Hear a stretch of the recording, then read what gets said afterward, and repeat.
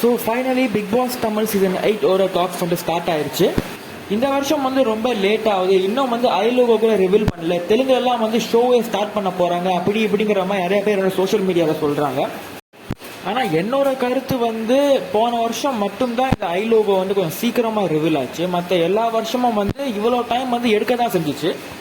நீங்கள் வந்து போன வருஷத்தை தவிர மற்ற வருஷங்கள் எல்லாம் அந்த ஐலோகோ வந்து எப்பெல்லாம் ரிவீல் ஆச்சு நீங்கள் போய் அந்த ப்ரோமோவை போய் பார்த்தா உங்களுக்கே வந்து தெரியும். ஸோ அந்த அளவுக்குலாம் ஒன்றும் லேட் ஆகல. எப்பயுமே வந்து தெலுங்குக்கும் தமிழுக்கும் வந்து இவ்வளோ டிஃப்ரென்ஸ் வந்து இருக்க தான் செய்யும்.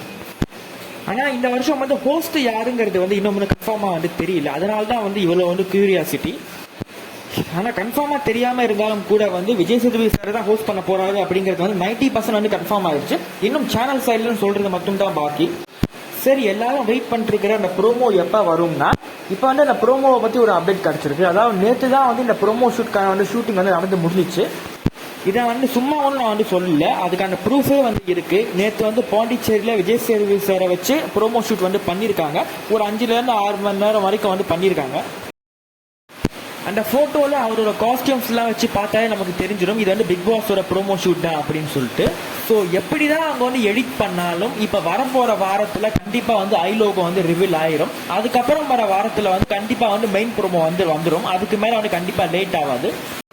ஷோ வந்து கண்டிப்பாக அக்டோபர் முதல் வாரத்தில் வந்து ஸ்டார்ட் ஆயிரும். மிஞ்சி மிஞ்சி போனால் 2வது வாரத்துக்கு தள்ளி போகும். ஆனால் அதுக்கு மேலே கண்டிப்பாக ஷோ வந்து தள்ளி போகாது. சரி, ஹோஸ்ட் தான் தெரிஞ்சு போச்சு. கண்டஸ்டன்ஸ் யாருன்னு கேட்டிங்கன்னா கண்டிப்பாக இப்போ வர லிஸ்ட் எல்லாமே வந்து ஃபேக்காக தான் இருக்கும் அப்படிங்கிறது உங்களுக்கே தெரியும்.